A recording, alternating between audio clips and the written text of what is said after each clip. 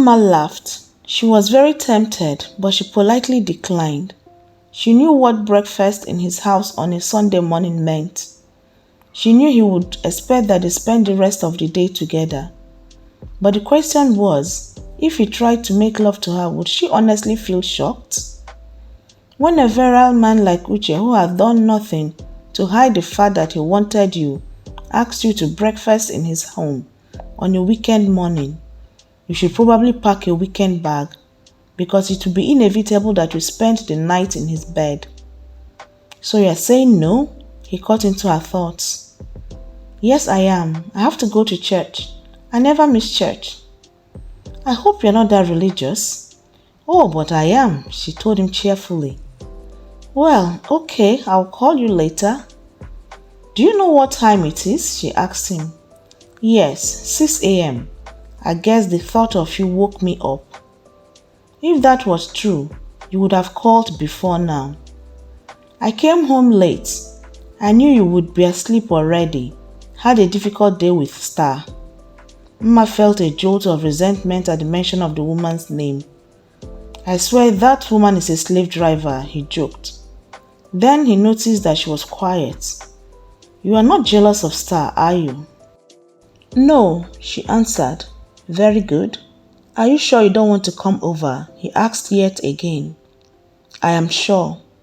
All right, see you later. He rang off, wondering why he thought it necessary for her to have breakfast with him.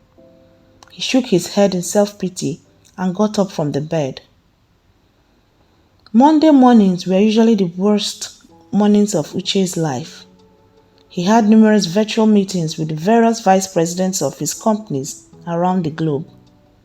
He held his head.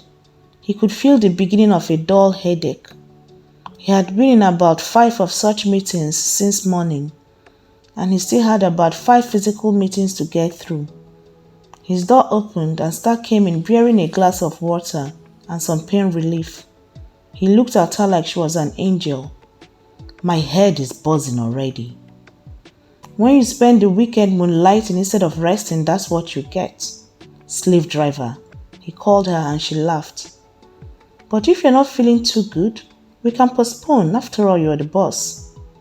No, let me get this over and done with. I will just let it slip that the boss is not in a good mood. They are here already. I'll give you 5 minutes and we'll let them in. 10, he told her.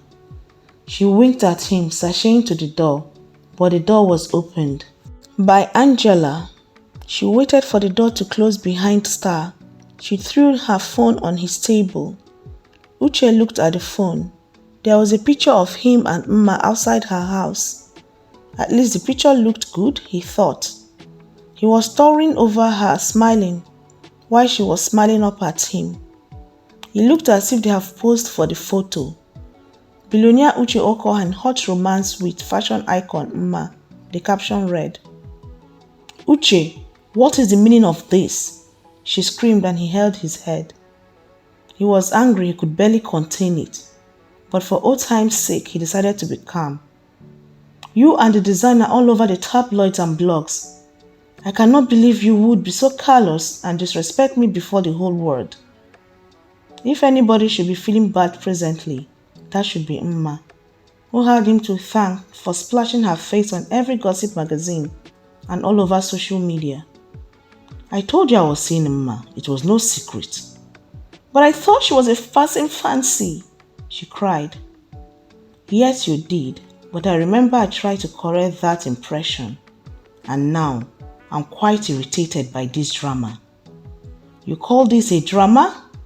Do you know how many reporters and bloggers have called me to find out if I was still seeing you and what I thought about this? He didn't know that, and he felt sorry for her. I see how you might feel awkward answering them, but why not just tell them the truth? There was nothing serious between us to begin with in the first place. She gasped. Nothing serious to begin with? Uche, I can't believe this. What are you talking about? We were going out. As mere friends, Angela. Honestly, I believed you are matured enough to understand the difference. I understand you might be sleeping with her and not with me. But you are the one who chose to live that way, she screamed at him. for obvious reasons that I wasn't interested in sleeping with you. She wiped tears from her eyes. This is hardly the end of this, Uche. She turned and left. He picked up his phone and dialed his security never to allow Angela into his house or home ever again. He was about to dial the intercom to ask the VPs in but stopped. He called her several times and couldn't get to her. This feeling was new to him. He never used to worry about the women he dated, but Mma was different. He was confused and didn't know what to do. He wanted to go to her and protect her from the sharks that would use every possible means to get to her, but he had work to do. So he asked some of his security to take care of her before he would get there after his work. Mma was irritated and angry. The next call she had gotten after Uche's was a blogger who wanted to know what was happening between her and Uche. And it began call after call. Every reporter wanted a bit of the news. They wanted to know how long she had been going out with Uche. Some wanted to know if she knew of Angela. Others wanted to know how they met and if they were planning anything as serious as marriage. Really, it was a nightmare. But after she had managed to rebuff them by telling them there was nothing serious between herself and Uche Okoha, the calls ceased. Stepping out of her house was another story, and she grew more irritated. There were men in a car with cameras waiting for her, and when she ignored them and got into her car, they began to shout questions at her. Is it true you have set a date for your marriage? She reversed furiously. We have it on good authority that Angela Ojo said you are nothing but a filthy rat and passing fling to Uche Okoha. Mma knew she would never be more furious in her life. She drove away, leaving them behind her. It was even worse because only a few tenacious ones could find out where she lived. But everyone knew where her boutique was. She had help in the person of Phyllis and a few policemen he had called. Once inside the boutique, she breathed a sigh of relief, but a look around her place told her what her staff were thinking. Is there no work today? She asked. All the customers who came in today had nothing but questions for them. I was afraid one of them would let her mouth run. Phyllis answered, leading her into his office. So we are going to be closed today? Well, for the time being till things settle down a bit. I don't like that, Phyllis. I'm not going to close down my business just because of some lousy reporters who have nothing better to do. You know it's the right thing to do. I know it makes me look like a coward. Let them be the ones sneaking in. Let them write what they will. I have resolved not to be affected by whatever they write. Besides, the more we avoid them, the more mystery we create. Okay, I see your point. But I have one question for you. What were you thinking inviting Okoha to your house? She smiled at him. Right now I have no answer to that, but later I guess I will. That's not going to work, so answer me. Phyllis, really I can't explain. It is complicated. And right now I need to catch up on some work. See you later, she said, escaping. Mma sat down on her seat and glanced through her schedule. She looked at her phone and wondered if Uche had seen the internet. She was sure he had, and she wondered why he hadn't called to find out how she was doing. Maybe he didn't care or thought everyone should be used to it like he was. She sighed and thought about calling, but changed her mind. If he was not going to call her, then she wouldn't call him. He was the one owing her an apology for disrupting her peaceful life, not the other way around. She opened the door to her studio where the more tedious work were being done. Here, she and Helen created exotic wares for people who wanted to remain exclusive in their dressing. Her assistant Helen was standing by the cutting table eyeing a fabric like she was wondering what to do with it. Helen turned as she closed the door and she smiled easily at her. Now, if this isn't the latest celebrity? Mma smiled and walked in. How I wish I feel like one. But what's the difference? Helen asked innocently. A celebrity doesn't have to be linked with a man to get known. Same difference, Helen answered as Emma's phone rang and her heart skipped a beat. Hello, she spoke. Hello, this is Eva. Remember me? Eva laughed easily. Of course I remember you. How are you doing? Oh, I'm fine, and you? It's pretty much same for me, she laughed. Oh, but I tend to disagree with that. I know my brother is a handful.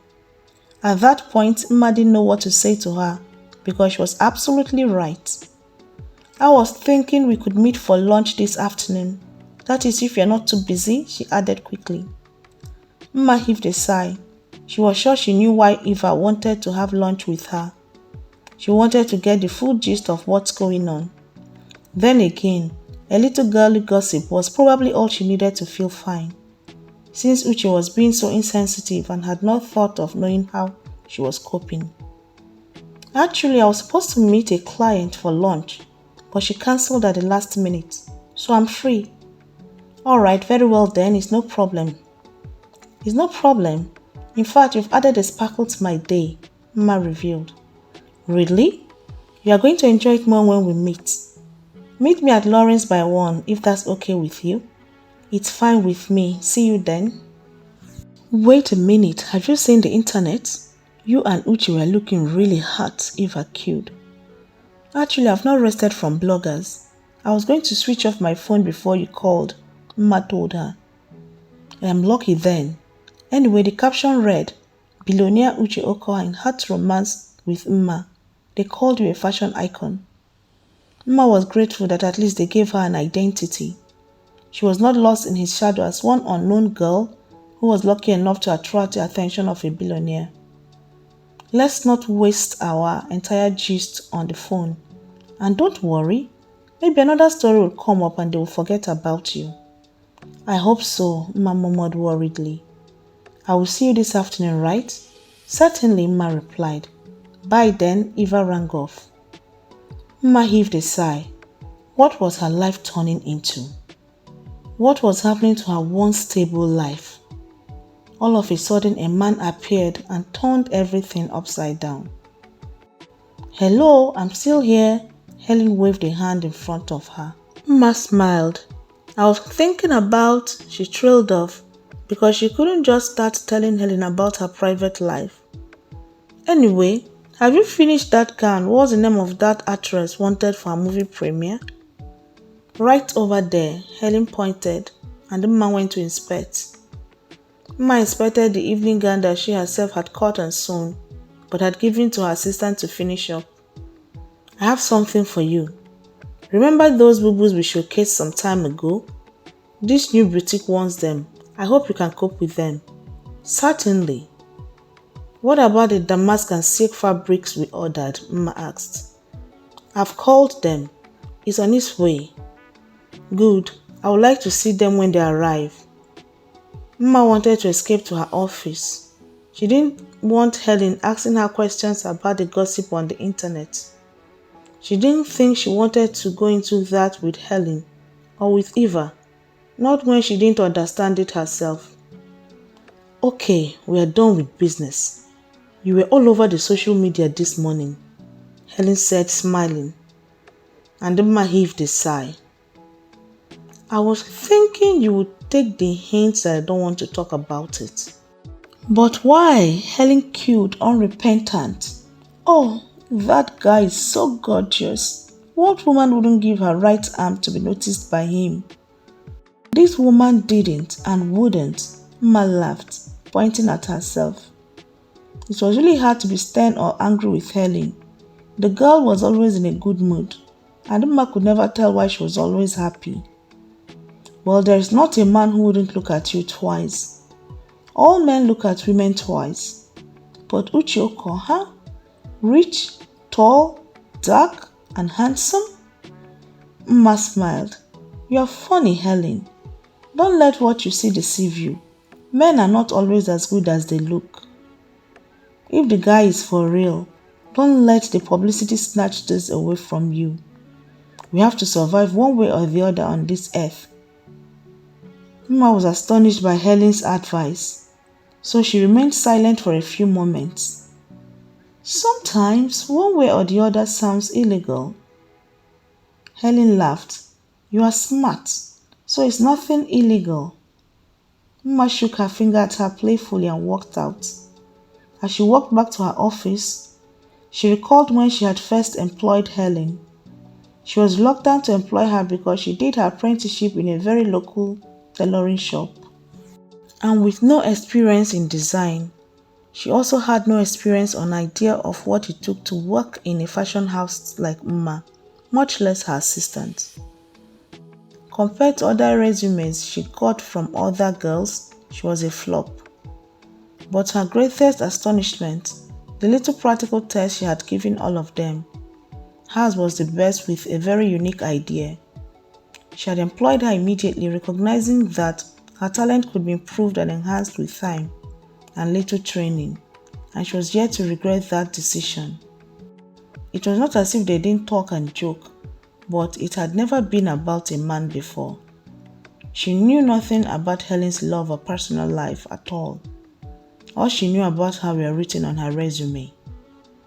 At exactly 1 o'clock, Umma entered Lawrence, a top restaurant, and she glanced about looking for Eva.